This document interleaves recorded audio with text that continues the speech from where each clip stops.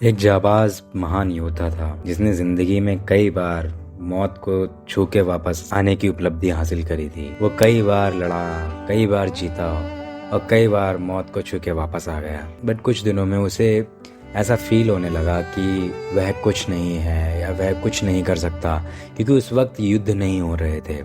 तो उसे अपनी एबिलिटी पे डाउट होने लगा और उसे लगता था कि मैं कुछ नहीं कर सकता, तो मैं आगे बढ़ नहीं सकता। ऐसे सोचते सोचते वह सच में अपने आप को इतना वीक कर चुका था, क्योंकि वो दूसरे से खुद को कंपेयर करता और पाता कि वह कुछ भी नहीं कर रहा है।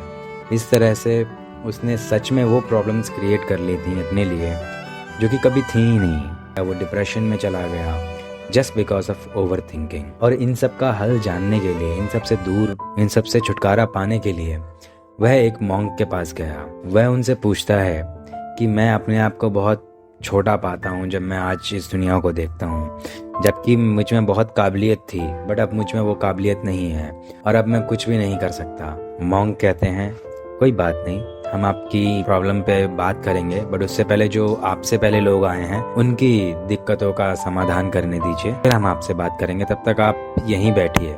ऐसे देखते देखते पूरी रात बीत गई, बट मॉन्क वापस अंदर नहीं आए और वह योद्धा अंदर बैठे बैठे मॉन्क का इंतज़ार कर रहा था। अंत में इंतज़ार का बांध टूट गया तो वह तुरंत बाहर गया और मॉन्क से कहा कि अब तो यहाँ पर कोई भी नहीं है, जितने भी लोग आए थे वो सारे चले गए हैं, अब तो आप मेरी समस्या का हल कीजिए। तब मॉन्क कहते हैं आपको ये आसमान में चांद दिख रहा है? योद्धा कहता है हाँ। तब वह कहता है कितना खूबसूरत है ना? मॉन्क कहता है हाँ। और योद्धा बहुत आश्चर्य के साथ कहता है हाँ बिल्कुल खूबसूरत है। फिर मॉन्क कहते हैं यही चांद अभी पूरे आसमान में घूमेगा, सैर करेगा और हर जगह अपनी रोशनी बिखराएगा, लेकिन सुबह होते होते इसकी रोशनी गायब होगी और ये खुद भी गायब हो चुका होगा। जब सूरज निकलेगा तो इतनी ज़्यादा रोशनी होगी कि हम चीज़ों को और ज़्यादा क्लियर देख पाएंगे, जितना कि चांद की रोशनी में नहीं देख पाते, उससे ज़्यादा हम सूरज की रोशनी में चीज़ों को क्लियर देख पाते हैं। पर फिर योद्धा कहता है हाँ बिल्कुल सही कहा, लेकिन इस सबसे मेरी समस्या का हल नहीं होगा, आप मुझे मेरी समस्या का हल बताइए। तब मॉन्क कहते हैं कभी आपने ऐसा सोचा है या कभी आपने ऐसा सुना है कि चांद कंपेयर करता हो कि सूरज में रोशनी ज़्यादा है, इस जितनी रोशनी सूरज में हो उतनी मेरे में कोई नहीं है? तब योद्धा कहता है नहीं, ऐसा बिल्कुल नहीं है, चांद अपनी जगह है और सूरज अपनी जगह है। चांद की अपनी खूबियां हैं, सूरज की अपनी खूबियां हैं, इन दोनों का तो कंपैरिजन ही गलत है। दोनों की अपनी अपनी खूबियां हैं, इन दोनों को कंपेयर कैसे किया जा सकता है? आप मुझे मेरी प्रॉब्लम का हल बताइए।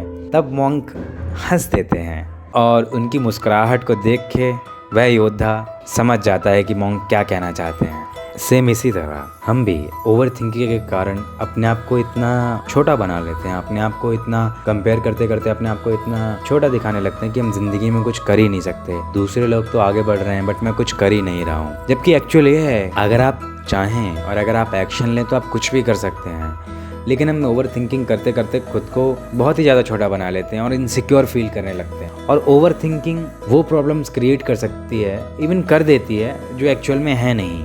Over thinking even creates a problem that does not even exist in first place, so we must not over think. Thank you for watching, presented by Harsh voice.